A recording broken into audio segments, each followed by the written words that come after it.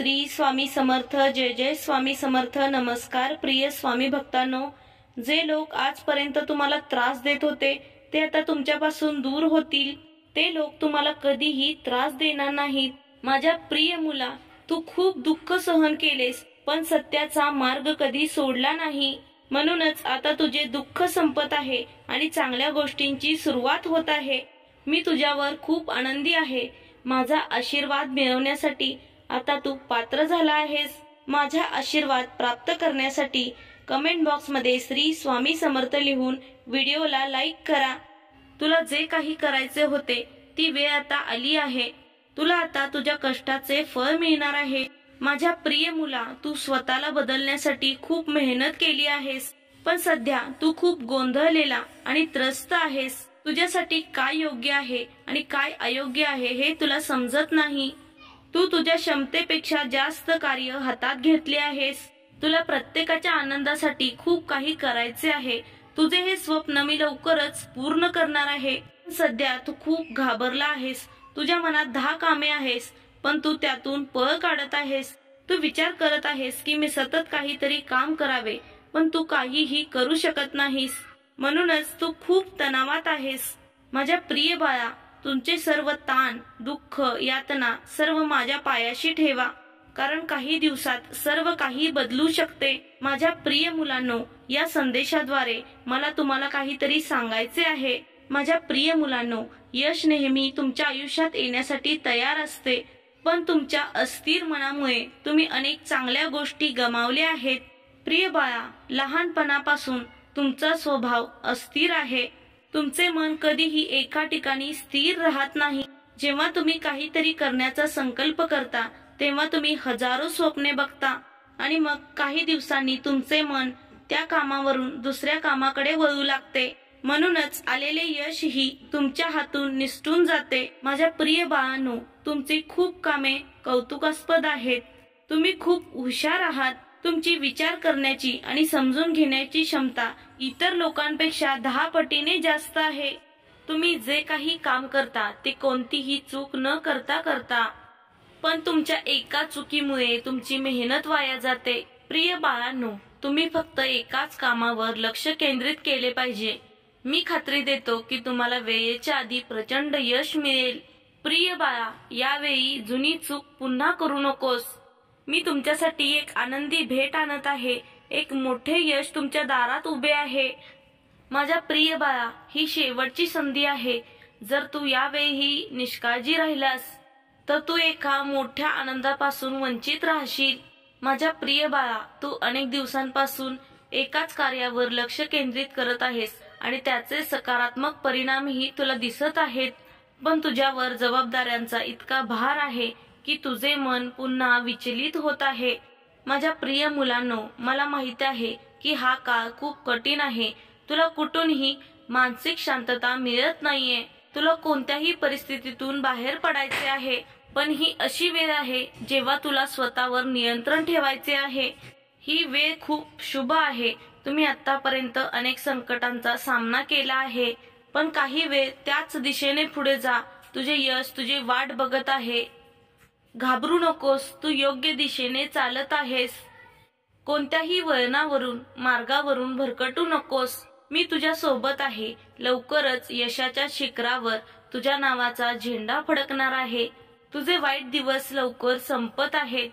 आता प्रेम आणि प्रकाशाने भरलेला अध्याय सुरू होणार आहे. एका रात्रीत चमत्कार घडेल. फक्त माझ्यावर विश्वास ठेव. आता तुझे पंख पसरव, कारण जग फक्त उड्डाण पाहते. अशा ठिकाणी जा जिथे तुम्हाला आनंद मिळेल. तू जर उदास मनाने काम करत राहिलास तर सर्व काही दूर जाईल. एका क्षणासाठी सर्व काही विसरून जा आणि स्वतःला आठव. तुला काय हवे आहे? तुला सर्वात जास्त काय आवडते? तुमच्या लक्षात आले नाही की तुम्ही स्वतःला विसरत आहात. आधी कसा होतास ते जाणून घे. आता तुला स्वतःला बदलायचे आहे. आता तुला तुझे पंख पसरावे लागतील. आजचा संदेश खूप खास आहे. तो फक्त तुझ्यासाठी आहे. आज मी तुम्हाला सर्वात मोठे सत्य सांगणार आहे. आजपासूनच तुमचे जीवन बदलू शकते. तुमच्या आयुष्याचा आनंद अनेक पटीने वाढू शकतो. तुमच्या आयुष्यात एक अशी व्यक्ती आहे जी स्वतःपेक्षा जास्त तुम्हाला महत्त्व देते, एक व्यक्ती जी तुम्हाला निराशेमध्येही आशेची प्रतिमा दाखवते. ती व्यक्ती दूर असू देत किंवा जवळ, तुम्हाला कधीही एकटेपणा जाणवू देत नाही. असे लोक खूप दुर्मिळ लोकांच्या जीवनात येतात, कधी मित्र म्हणून, कधी जीवनसाथी म्हणून, कधी प्रेम म्हणून. कोणत्याही रूपात ती व्यक्ती आली असेल तर त्याला तुमचे नशीब माना. जिथे सर्वत्र लोक स्वार्थात बुडाले आहेत, आपल्याच नातेवाईकांना नष्ट करायला मागे पुढे पाहत नाहीत, अशा वेळेस तिथे एक व्यक्ती आहे जी तुम्हाला आनंद देण्यासाठी तयार आहे. आज मला तुम्हाला तुमच्या शत्रूबद्दल काहीतरी खास सांगायचे आहे. असे अनेक लोक आहेत जे तुमच्या कुटुंबाचा हेवा करतात. काही लोक खूप पूर्वीपासून तुमच्या कुटुंबाच्या मागे लागलेले आहेत, पण गेल्या काही वर्षांपासून तुमच्या शत्रूंची संख्या वाढत आहे. तुमच्यापासून काही लपले नाही. तुम्हाला माहिती आहे की तुमच्या शत्रूंनी तुमच्या प्रत्येक कामात अडथळे आणण्याचा प्रयत्न केला आहे. तुमचा हेवा करणारे लोक तुम्हाला खाली पडण्यासाठी विविध कट रचत आहेत. कधी ते लोकांसमोर तुमच्या चुकीच्या गोष्टी सांगतात, तुमची निंदा करतात.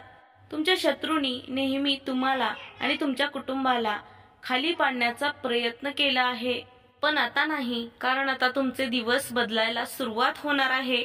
प्रिय भक्तांनो, आज तुम्ही तयार असाल तर माझा हा मंत्र कमीत कमी 108 वेळा ऐकून तर पहा.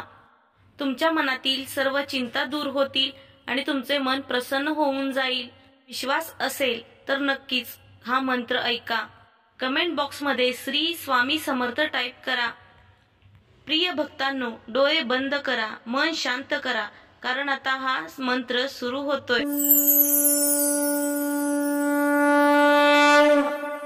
ओम श्री ब्रह्मांड नायक सर्वे सर्वाय नमः. ओम श्री ब्रह्मांड नायक सर्वे सर्वाय नमः. ओम श्री ब्रह्मांड नायक सर्वे सर्वाय नमः. ओम श्री ब्रह्मांड नायक सर्वे सर्वाय नमः. ओम श्री ब्रह्मांड नायक सर्वे सर्वाय नमः. ओम श्री ब्रह्मांड नायक सर्वे सर्वाय नमः. ओम श्री ब्रह्मांड नायक सर्वे सर्वाय नमः. ओम श्री ब्रह्मांड नायक सर्वे सर्वाय नमः. ओम श्री ब्रह्मांड नायक सर्वे सर्वाय नमः.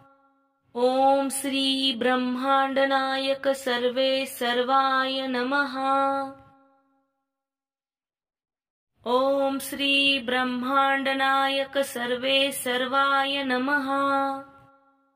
ओम श्री ब्रह्मांड नायक सर्वे सर्वाय नमः.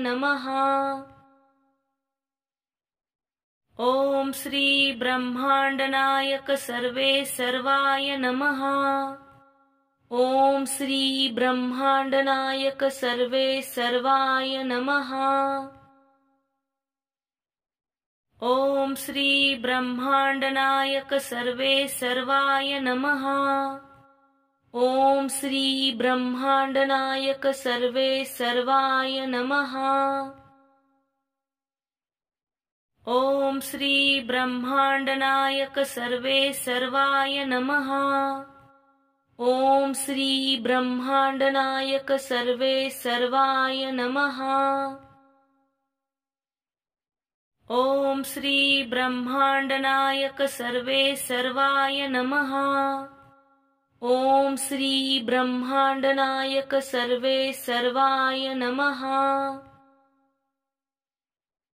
ओम श्री ब्रह्मांड नायक सर्वे सर्वाय नमः. ओम श्री ब्रह्मांड नायक सर्वे सर्वाय नमः. ओम श्री ब्रह्मांड नायक सर्वे सर्वाय नमः. ओम श्री ब्रह्मांड नायक सर्वे सर्वाय नमः. ओम श्री ब्रह्मांड नायक सर्वे सर्वाय नमः.